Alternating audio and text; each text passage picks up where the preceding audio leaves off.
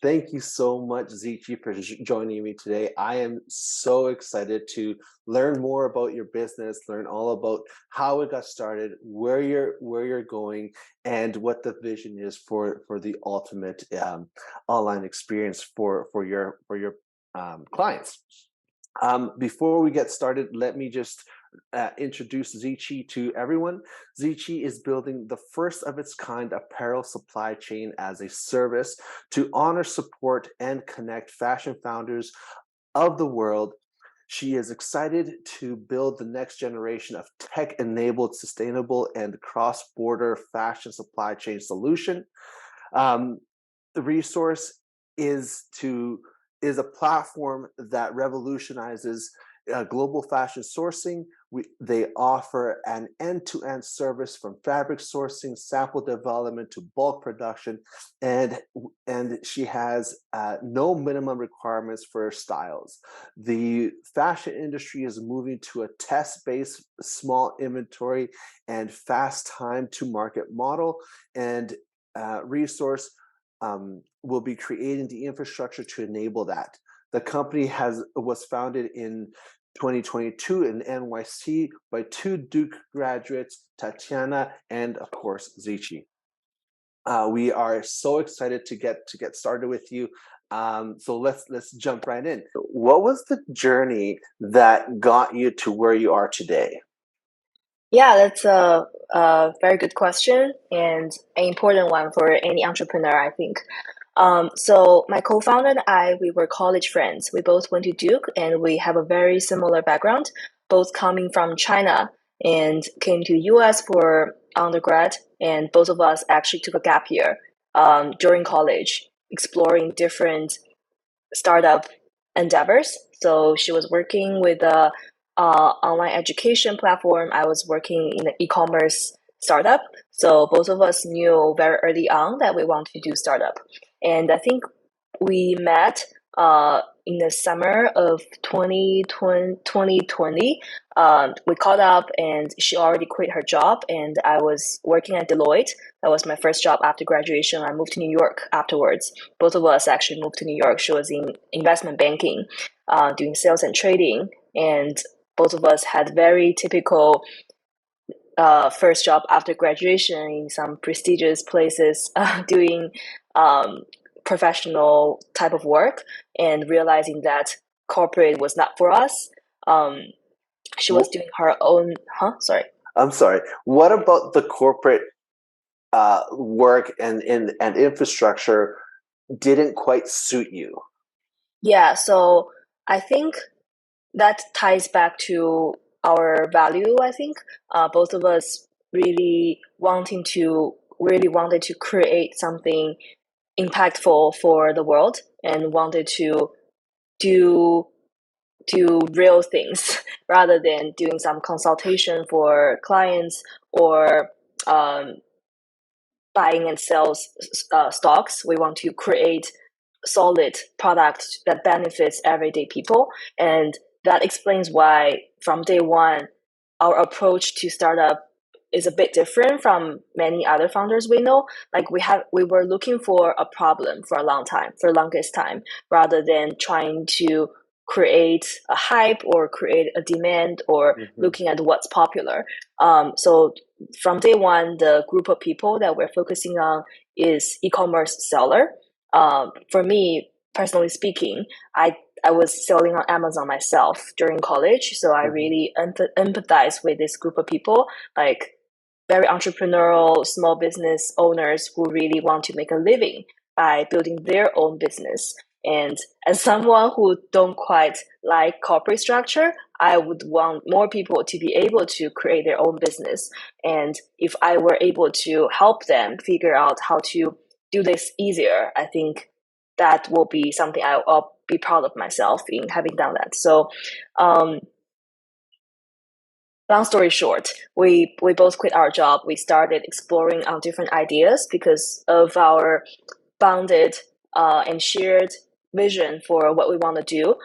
We started to iterate on different ideas, and I think we started with live stream commerce idea. My mom has been in the fashion space for a long time. So we also started a fashion brand, Okay. leveraging her resources while testing out live stream selling idea. Live stream commerce has been a very big and popping like phenomenon in China, where a lot of people they buy from watching some uh, streamers to stream on certain product, Yeah. and we thought that that will likely become something in the US as well. So we Hmm. created a brand. We try to. It's like a social experiment. We try to live stream every day, like from my apartment, see how people react to it from different platform. But one thing that we learned is like live stream at that time probably was not ready to actually um, to be introduced to the market yet because people were not really reacting to it. That was 2 years ago. Hmm. And most importantly, while we were running the fashion brand, we realized that there are so many problems in the fashion in the fashion industry itself. As a brand, when we wanted to source, it was a lot of pinpoint in back and forth communication. And imagine we're already Chinese native and we speak perfect language. We know exactly the platform we source things from, and we had no issue with you know talking to the vendors in Chinese. But still, there was a lot of delay. Our packages were not being sent out fully, and we had a lot of delays. Quality was totally not the same as what we saw in the picture, so we saw a lot of problems, and that's how we decided to jump right in to solve that problem. And as I said, my mom has been in the industry for over 20 years, serving a lot of overseas clients. Some big ones are Topshop. So she has really been in this for past 2 decades, and able to accumulating a lot of knowledge and resources. And the funny thing is, like from what we are observing, the way her company works has not changed at all for the past 20 years. Still largely operating through emails, phone calls, text messages, WeChat messages, Hmm. and a spreadsheet. So that's where we see that opportunities lies because everything is being digitalized, and there has to be a better way to work across different vendor, across different countries. Yeah. Hmm. So before we jump into the actual product, what were some of the lessons that you learned from observing um, your mom's business as well as from actually creating your brand and trying to roll that out? What were those big aha moments where like, okay, this is 100% a pain point, or was this just a pain point for me? How were you able to decipher which ones were real and which ones were just the ones that you encountered? Yeah, that's a very good question.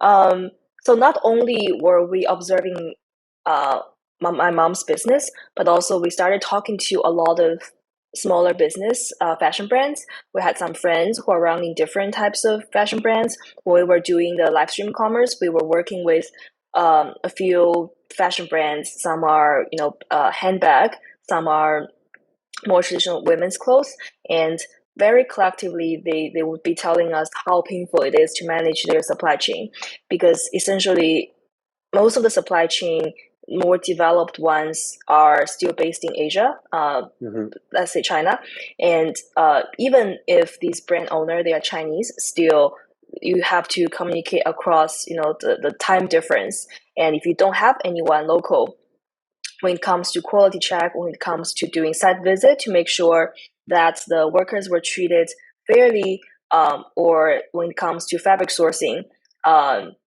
all of these are big problems already. And I think my mom's company precisely was solving that problem, but in a very traditional and brick and mortar way.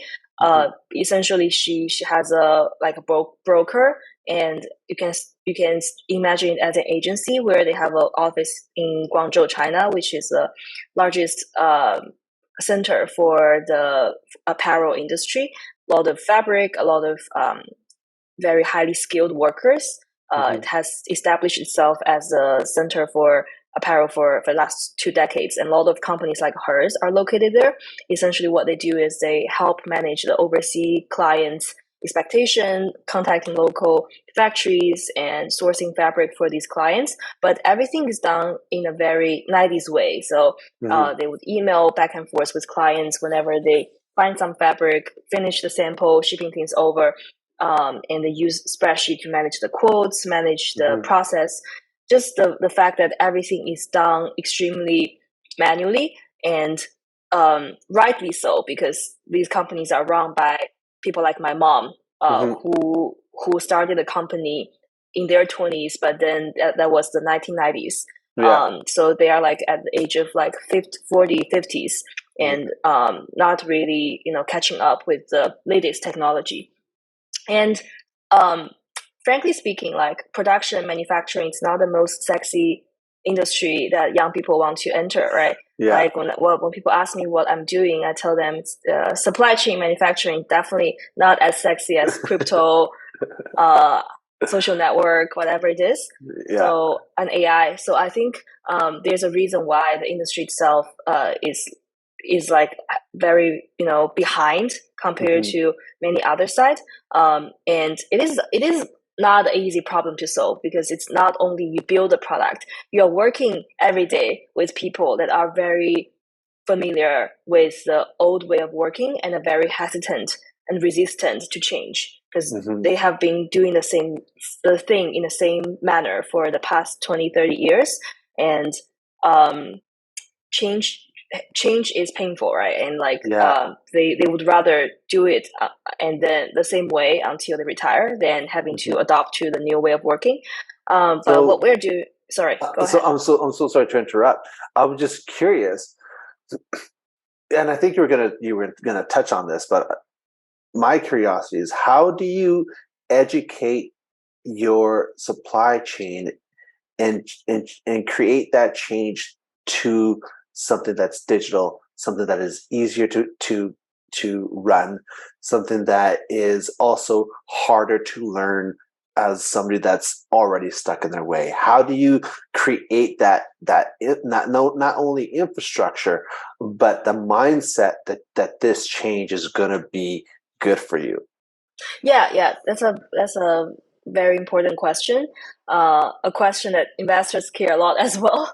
And we're a very young company where we started this entire entrepreneurial journey 2 years ago, and we started building out this current solution just a little over a year. So we're still very young, still figuring that question out.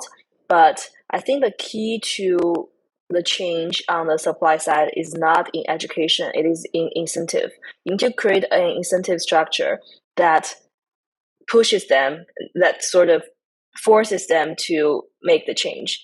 Hmm. Um, it's very much like human behavior. Like they wouldn't want to have to do more extra work. Hmm. However, if they get rewarded in some manner, if they had to, then they will. And for suppliers, what they care the most about is the order volume and um, and the repetition. And if they want to work with you, if you pay, for example, if you pay them always on time, which is not a common practice in the manufacturing industry, Hmm. they want to work with you.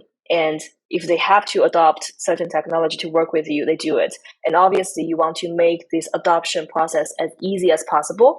So it's a lot of design of the product in a very local manner. For example, in China, people use WeChat much more. WeChat is a super app that has a lot of small mini app inside it that does a lot of work. Um, and people use it, let's say, for sending out documents, for paying their bills, all of these things. Hmm. So to make their life easier, to nudge them to adopt your technology, you can also try to make the technology itself much more integrated into their daily life. Because right now already people are using WeChat to communicate on the order status. It's just very much manual back and forth. Hmm. We're still figuring out. We haven't built anything on WeChat yet, but maybe that would be a good way to also nudge them into using the technology. But most importantly, it is an incentive. Like they need to want to work with you. They need to Hmm. want to maintain a relationship. What are the incentives that you're offering in order for them to move forward with you? Yeah, so as I said, very much it is about order volume. So Hmm. we work hard to onboard clients, so we always have orders, and we also make sure that we pay them on time, Hmm. which is not the industry common practice. There's always a delay in the payment for the factory, and then they would have to delay the payment to the worker. So it's very favorable for them if like a brand or a company that always pays on time. And now a word from our sponsors. The most impactful leaders at some point doubt their own potential. You're no different. You're meant for greatness. So what do these thought leaders do differently? Mentorship. We all need help from someone who has gone before us and is able to believe in us when we don't, who refuse to have us play small. They challenge our excuses and inspire us to choose courage over cowardice, faith over fear, and trust over doubt. Decide on you. Decide on mentorship. Decide on impact leadership. Visit www.alphandomegastrategies.com. Please make sure to check out alphaomegastrategies.com for all things growth and leadership. And at checkout, enter Perfit10, that is PERFIT 10 for an extra 10% off. Okay, so do you mind walking me through how your client then gets connected to you and how you are able to facilitate the the the process that it takes with the manufacturer, and how you're that middle person, or that middle woman that allows that facilitation to actually go through? Because from my understanding is that you're working with other brands come to you to facilitate that interaction with the actual manufacturer. How do you keep that all in line, and how are you able to communicate with the manufacturer in a way that benefits you and the client at the same time? Yeah, definitely. That's another good question that will touch upon the pain points of many of our clients and why they ultimately decide to work with us. So we work with a lot of small, medium fashion brands, right? And with them, besides all the pain points I talked about, another big one is minimum order quantity. So Hmm. many people, they want to start their brand, but when they start researching on manufacturers, they learn that there's always a minimum order quantity requirement, which means they would have to start with like 50 pieces, 100 pieces. And that number tends to be too high for many people who are just entering the fashion industry without funding. And frankly speaking, not knowing if a style is going to sell well and it's going to just bring some environmental waste to the environment as well. Hmm. Um, so considering that, our process also is thoughtfully designed to be able to offer them no minimum order quantity. And we do that by taking off a lot of heavy lifting part from the manufacturer. Because when manufacturer work with these brands directly, they would expect there to be certain level of order volume to cover the upfront developmental cost. For Hmm. example, if you want to develop a dress, and then you have to first find the right fabric and develop the pattern, and then create the sample, and then there might be 2-3 rounds of back and forth sampling to actually get to the perfect sample stage to do bulk production. And imagine you spend 2-3 months going, and 2-3 months is actually very fast. Hmm. Normally people take 6 months to get to the perfect sample stage. And when you trigger the bulk production process, it has already been a long time and a lot of investment on this brand, on this style. And if the brand tells them, okay, I'm producing 10 pieces, then no matter how much the manufacturer charge the brand, it doesn't make any sense. It doesn't make any Hmm. economic sense for the manufacturer to work with them. So we come in and we take care of a lot of the heavy lifting part, everything from fabric sourcing to sample making, to pattern making, and the back and forth revision. So we work with brands to get everything right, and then depending on the order volume, if it's large, we pass it on to factory. If it's small, we pass it on to sample room. So no matter we triage wherever the order goes, the corresponding partner has a reasonable and favorable economic incentive structure to work on these orders. Mhm. But that's pretty much how we work with brands. They come to us. We have a SaaS platform where they directly upload the style. They request fabric, and our team in China, we take care of the fabric sourcing for the brands. And then after that, we go on to sample making stage. And after sample making, we go on to the bulk production stage. But everything happens through our proprietary software online platform where brands can do all the like request and check the status, track everything through the platform. Crazy. So every sourcing on and all of the pardon me. So all the sourcing and all of the samples and the final, basically the final product before it goes to production, it's all done digitally through your is it an app? Is it a web app? Is it a website? What? It's a website, so Okay. it's an app, but it's a web app. Yes, Okay. exactly. Our internal team, we have an internal team in China who does the fabric sourcing, quality check, and make sure the manufacturers are doing things right. They are also using the same web app, and we are onboarding more and more vendors onto web app as well. Like sample makers are on it, some manufacturers are on it, and freight Mhm. forwarders are on it as well. Well, that's amazing. So then, as this bring it down to earth to me, right? As a um, as a tech company that wants to create merchandise in the athletic leisure realm of fashion, what would be the process for me to start with you guys? Yeah, yeah, it's great that you're asking that because then I can walk you through how like a typical brand start with us. They would first sign up on our website. We are a monthly subscription based service. So as I said, like we do a lot of heavy lifting work for clients, and we have employees in China that does fabric sourcing, that does all the sample translation and quality check, all of these. So our monthly subscription fee is 349. We just changed it coming into February after Chinese New Year. And with that, you have access to the software. You have no minimum order quantity, which is not something you get elsewhere. And our team is very responsive to every request. The subscription is no string attached. So as long as you're not using the service, you can pause or cancel anytime. But as a brand, you come to the software, you come to our platform, you sign up, and afterwards you can start uploading your style. Normally, the brand, or in your case, the company who wants to develop a merch, you will have some idea about what you want to do.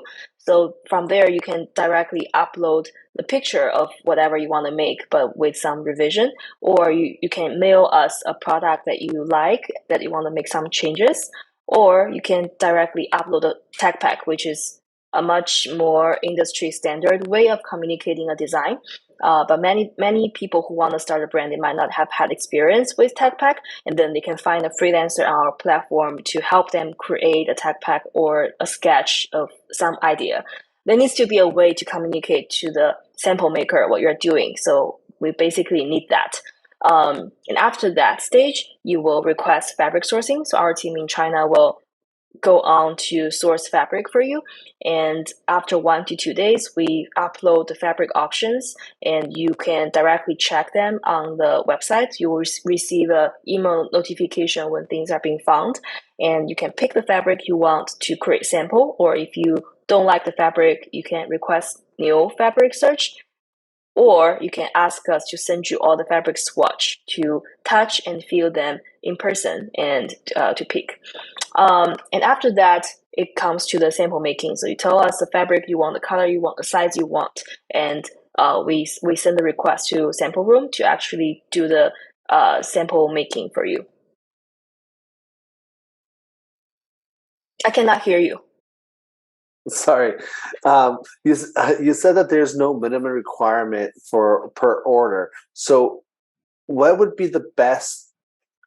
the average small to medium size order in order to make sure that you are capitalizing on the expense of the upfront costs? We don't mind because like there's monthly subscription, right? So Mm-hmm. that's covering basically the service that we're providing to clients.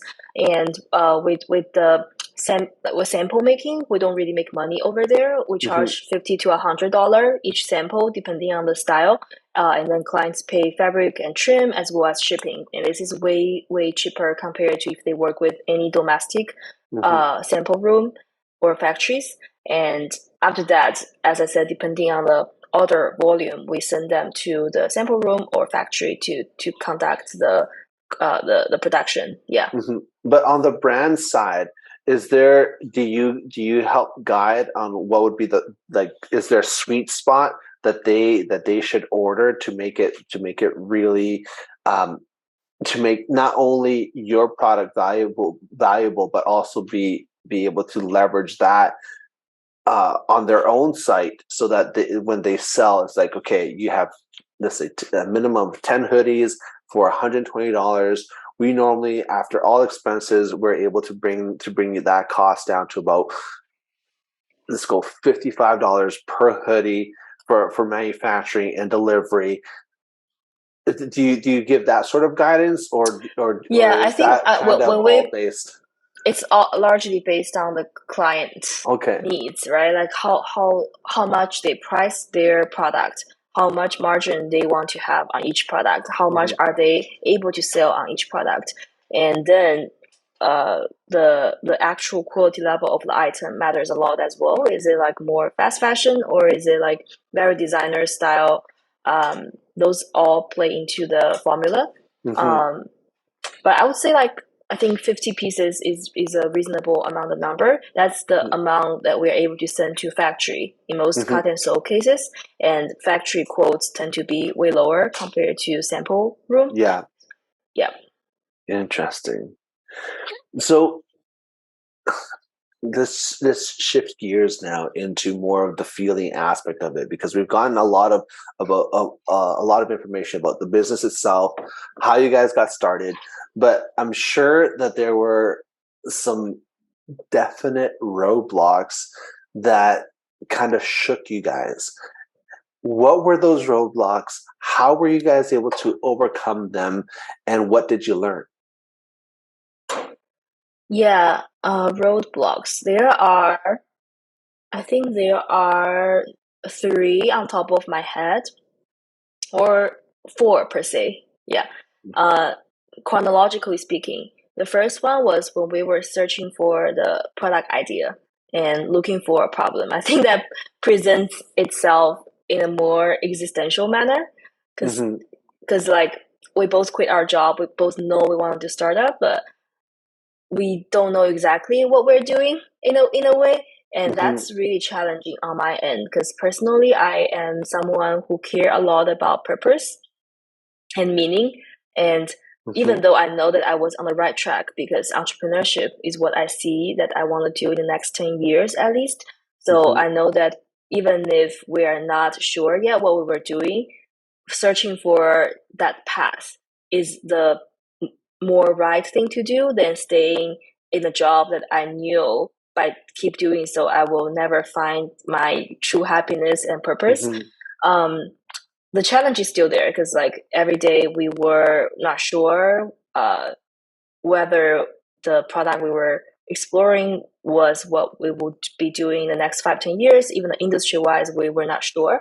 We were learning and accumulating a lot of knowledge as startup founders, but still that was a very challenging time. I think Mm-hmm. it took us a while to realize that also founder product fit is very important. Both of us coming from China, my mom has had this business for 20 years. All of these are really good indicator that this could be a good fit for our own character, but it Mm-hmm. took us a while to land in that. So I think that's the first struggle that we had.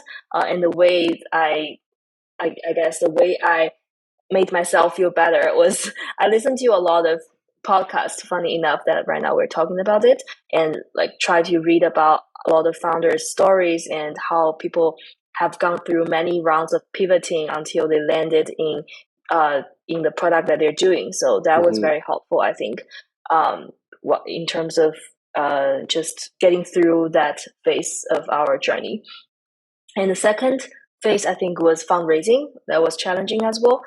Even though I would say like we were pretty lucky, we got our first round of funding 2021, summer of 2021. That was a pretty good time to do fundraising. Hmm.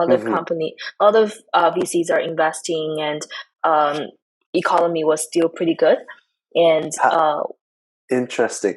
I'm so sorry to interrupt you. I'm curious. What was the amount that you raised, and what was the process in order to raise it? yeah, I'm not sure if I'm comfortable in saying that Okay. Yeah. No, not a with problem. the actual amount, but Okay. um, we did cold email, and it's a pre-seed round, so it's not a Hmm. huge amount. Yeah. It's just the right amount, enough for us to get started as an early stage company. And both of us come from China. We had no connection, so it was purely through cold email, and we also did not know many people in the startup world back at that time.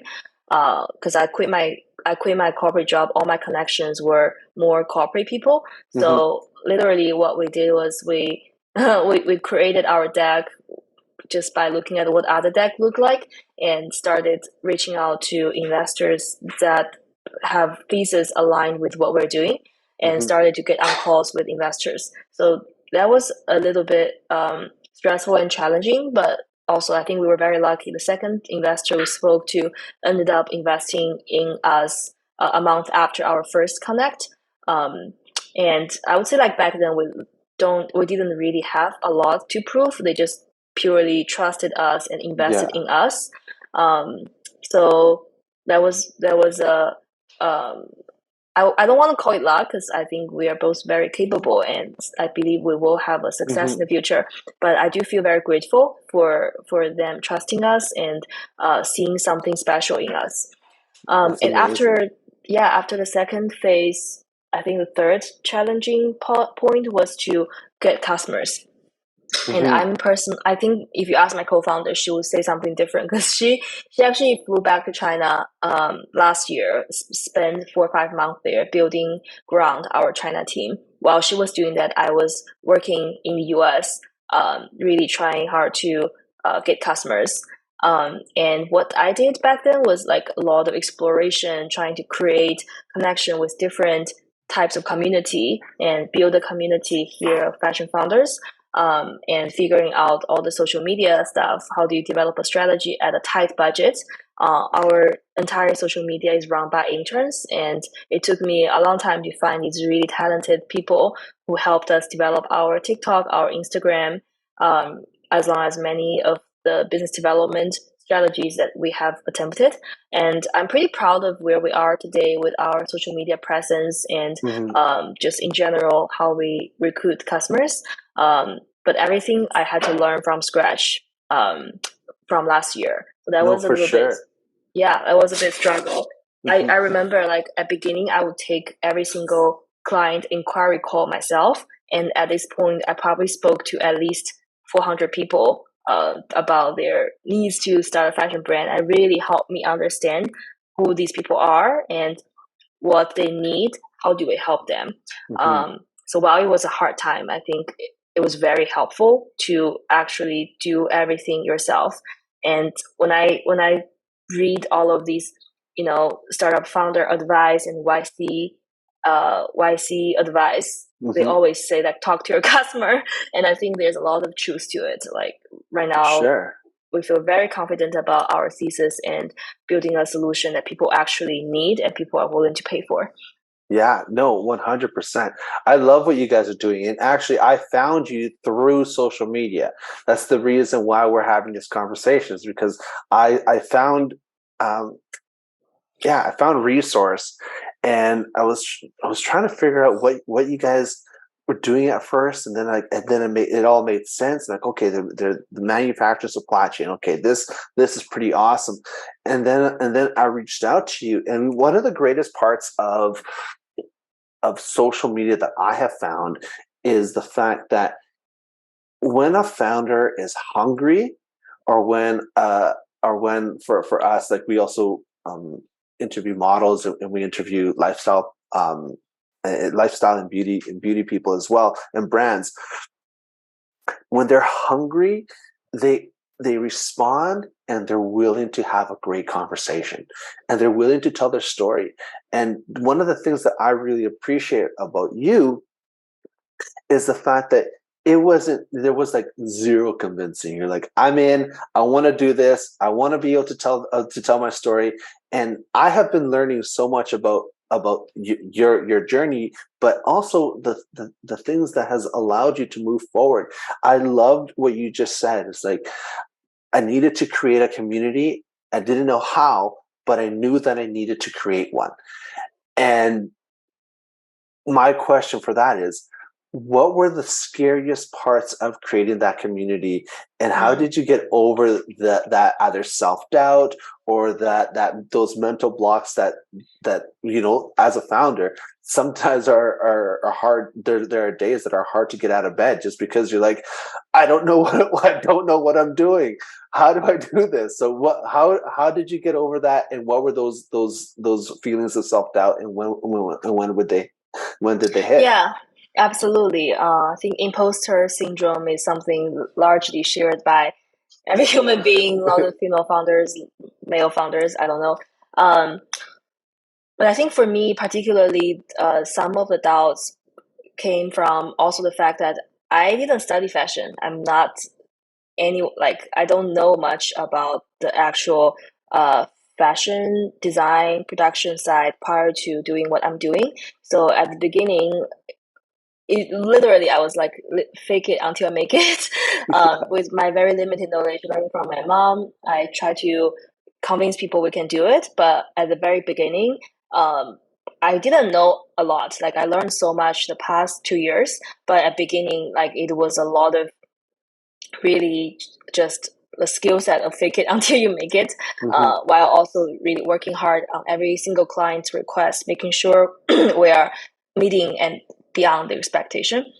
Mm-hmm. And I think, personally speaking, I'm a pretty spiritual person. So I think that spirituality part helped a lot, because basically I believe in like growth, and I believe in the progression into a better version of myself every day. So I don't need to be perfect yet, because I know that the direction that I'm heading to is always getting better and towards perfection.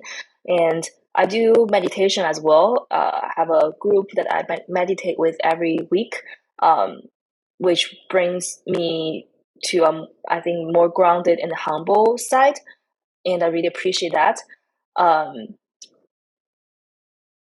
and like the earlier things I shared, I think also reading about other entrepreneurs' journey and started to make more entrepreneurial friends. Like right now, I have a good number of startup founder friends that I often bounce off ideas with. I think is very helpful. Mm-hmm. And I did attend a founder community back in 2021 in the winter, and I lived with a group of founders for a month, and that community was also very helpful in just because like the startup journey is very different from any other job.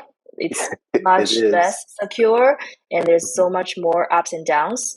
I will go get to the fourth challenge I had very soon, but things always happen out of your surprise, and you just have to deal with it, because ultimately founders are the ones to directly deal with any unforeseeable things that happen.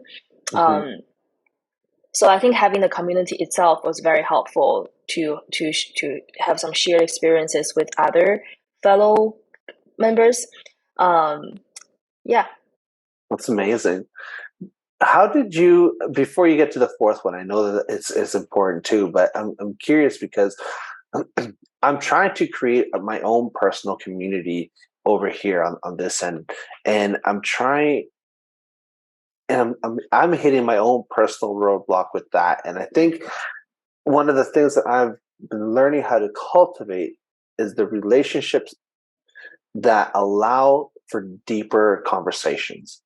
And the reason why I actually started this podcast was was for that, was to create a community of like-minded people that are willing to share their story and are willing to build upon this relationship and see where it may go. And so I'm curious, what were the ideas or the thought processes for you in order to create that community, and what were the pivotal points that allowed you to say, okay, I'm on the right path? I see. I think from a strategy perspective, in terms of creating a community, you first want to see where they already are, where they hang out, and you Mm-hmm. go there so you can find them. For Yeah. example, for us, like a lot of fashion brands, they go to trade shows. And my Mm-hmm. co-founder and I, we started traveling to trade shows like 2 years ago. And I'm going one actually this week, tomorrow, and just try to meet more people over there. And Mm-hmm. um, once you know where they are, where to find them, you think about what they need, right? Because it's always about providing things people need. And I know for a fact that building a fashion brand is a very lonely journey, very much like a founder. Like you Mm-hmm. have to figure out so many things yourself. There are so many uncertainties.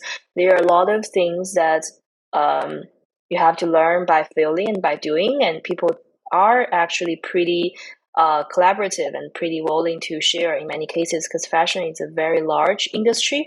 Mm-hmm. It's not one of those places where winner takes all. So there is space for everyone to win in many Mm-hmm. cases. So I think there is a lot of value in bringing fashion brands together. So you know that you want to, so you know what they look for. And Mm-hmm. from there, you know, if you were to create content, what type of content you want to create to be beneficial to them, and Mm-hmm. to attract more likely minded people, essentially. So yeah, we then work on our content strategy to repetitively create good high quality content and to create value for our brand founders, essentially. Mm-hmm. Absolutely amazing. I appreciate that answer. Thank you so much. So let's get on to your fourth hurdle. Mm-hmm. Oh yeah, my our fourth hurdle was last year, towards the end of last year, because we do a lot of all of our fashion production happens in China. So it's very important that the factories are functioning well in China. However, last year, November and December was very challenging because the region where we do production in Guangzhou, it was facing a lockdown, I think from end of October. Back then, China still had its zero COVID policy, and that was really challenging for us because all our orders were there, but then we could not move forward with all of these restriction. Essentially, people had to stay home, and some like a different region also has different policy every single day. So it felt like fighting a war, where like every day your enemy is like changing its strategy, and you have to react to it daily. So we Mm-hmm. started having daily call at like US time, Eastern time, 7, 8 a.m., which is the evening time in China, to Mm-hmm. try to help our employees figure out the strategy. And every day we're tracking where this client's fabric is, and it has to get delivered to this employee for them to inspect the fabric and then send it to sample maker. So it's a lot of very detail oriented and a lot of coordination work, just to do things in the least efficient way, but Mm-hmm. that was the best we can do. Many companies just stopped working because it was too challenging to operate under that circumstances, Mm-hmm. but we did not want to give up. We still want to serve our clients. So we kept on going. Also, it was pretty challenging to fundraise last year. The economy, it was not very good, so we decided to focus on building out our product, refining our process, and becoming profitable ourselves. That was a Mm-hmm. big strategy or strategic move that we decided to head into.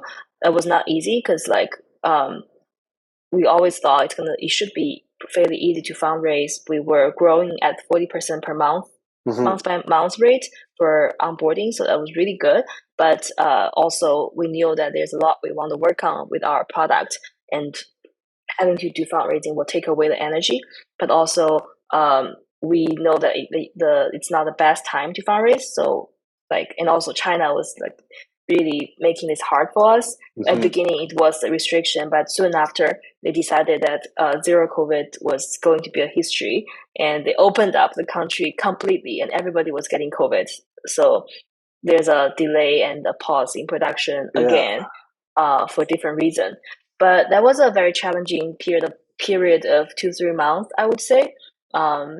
But now, like, I think both of us are much more humble and grounded, and like very patient with the journey we are in. Amazing.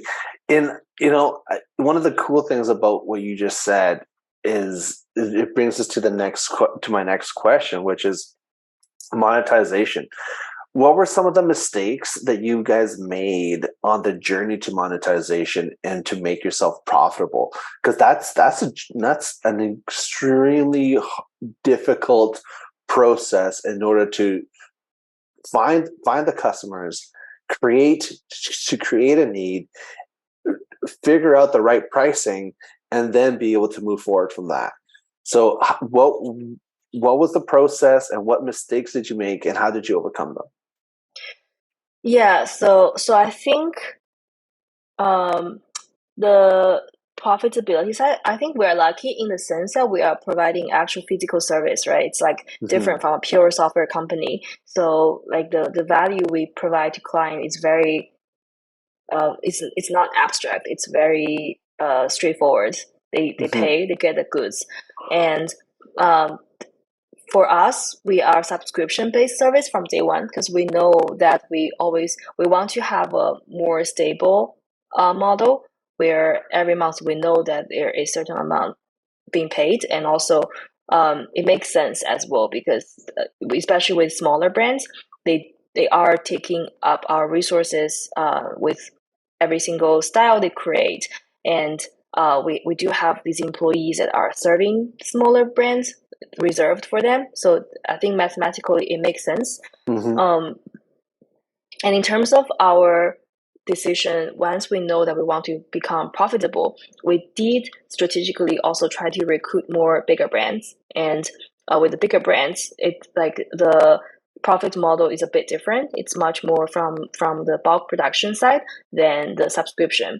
So we are pretty happy with this current mixed revenue stream, where there is a subscription side, which is much more stable, MRR, recurring revenue, and the other side is less stable, but with a few bigger brands, we can still create a stability over there. So now pretty much like we are trying to do both to create a more healthy balance sheet for us.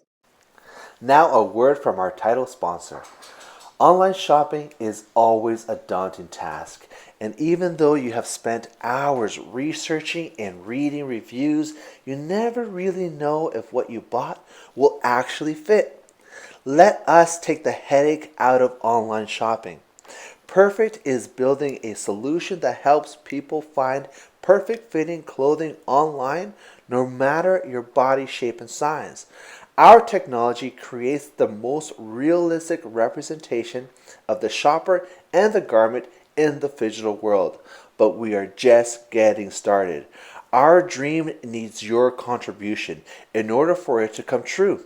Our goal is to raise $1 million, so your donation will allow us to continue to innovate and hire incredible talent. Visit Perfit.Digital for more information and to donate. Thank you in advance. And now, back to our regular programming. From here, where do you see yourself the next year, 5, 10? Where's resource going? Yeah. I'm very excited about what we're building. First of all, I think the industry itself is up for disruption, and there's a lot of opportunities. Different players in the big ecosystem are doing different things.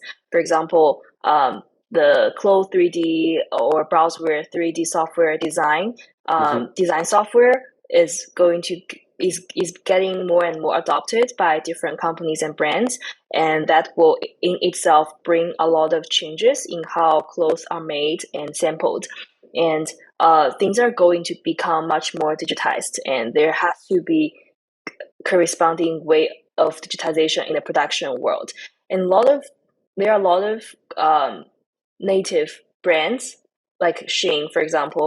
Hmm. Let's not talk about it from its environmental impact, but I think Shein does have a very complicated yet really smart supply chain Hmm. to make it very efficient and low cost.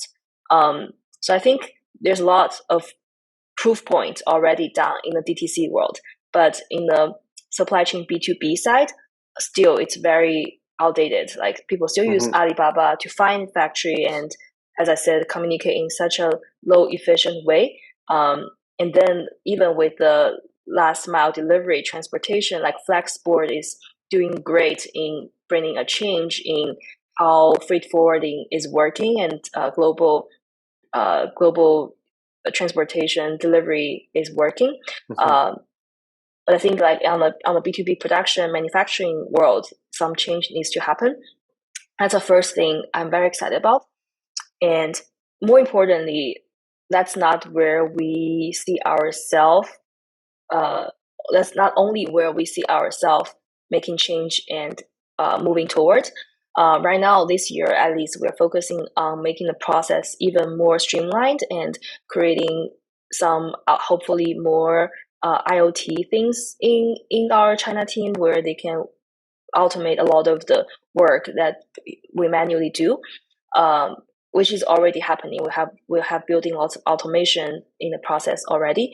Um, but for example, there are a lot of other things we can do, like how do we create scan code that can manage all of the fabric, all of the sample much more easily with Hmm. shipping as well. But more importantly, I think once we have the process figured out, once we have the digitization piece figured out, there has to be a lot of things we can do, and we can solve problem with big data, with AI and machine learning even better once we have the data itself. Hmm. For example, some big problems in fashion world is the fitting.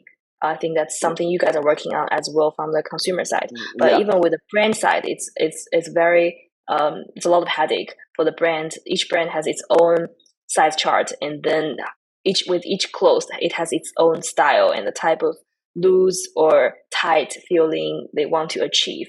Hmm.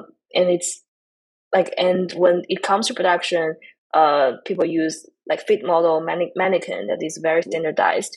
So Hmm. there's a lot of challenge over there in getting the fit right, and the back and forth sampling waste a lot of time, resources, fabric, money, obviously speaking.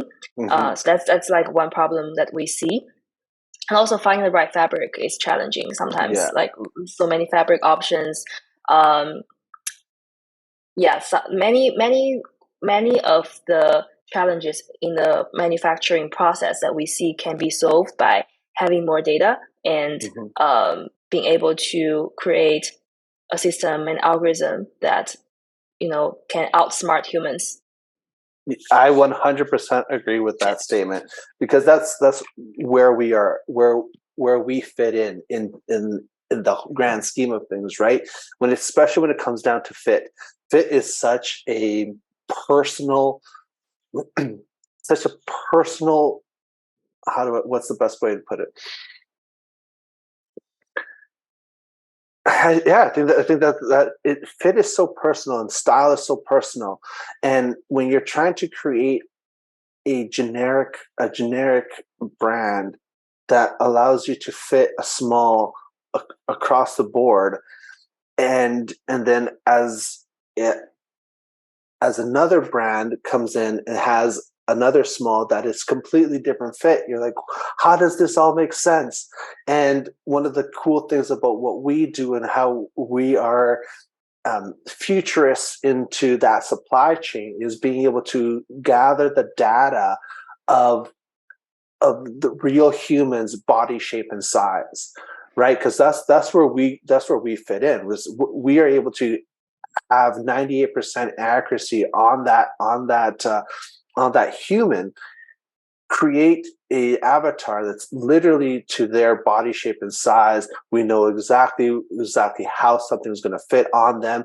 We can actually put the garment onto that body so that they see how the silhouette flows and everything like that, which is really exciting, because then that allows you to gather even more data, have a better understanding of the manufacturing process, and then be able to even be more effective on the environmental aspect of it when it comes down to waste and waste of time, to waste of money, waste of products. So I'm really excited to see how we're going to be able to fit each other into the future, because I think that there's definitely something really beautiful there. There's a connection there that will allow not only the brands that you're currently working with to sell better, so that they lessen the return and diminish manufacturing waste, but at the same time, on the other side, that they'll be able to have a more streamlined flow, reduce their production costs, and then be able to actually see the products digitally as they would be in real life. And that's where we come in and we specialize on. And that's, so stuff like that is what you're doing. What we're doing is so intricate, and it's deep tech, and it's hands-on, and it's absolutely fantastic. And I love what you guys are doing, which is why I love having conversations with founders that are making an impact, that not only thinking about bottom dollar, but also thinking about the environmental efforts, and how is this going to impact our world right now and in the future. Yeah, very well said. Awesome.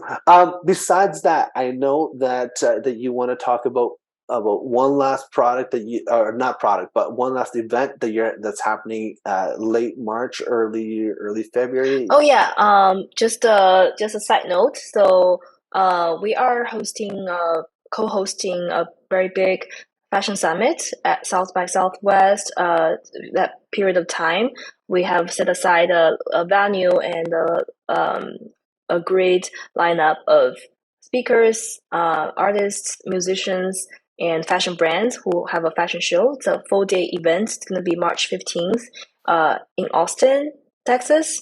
South by Southwest is an annual big.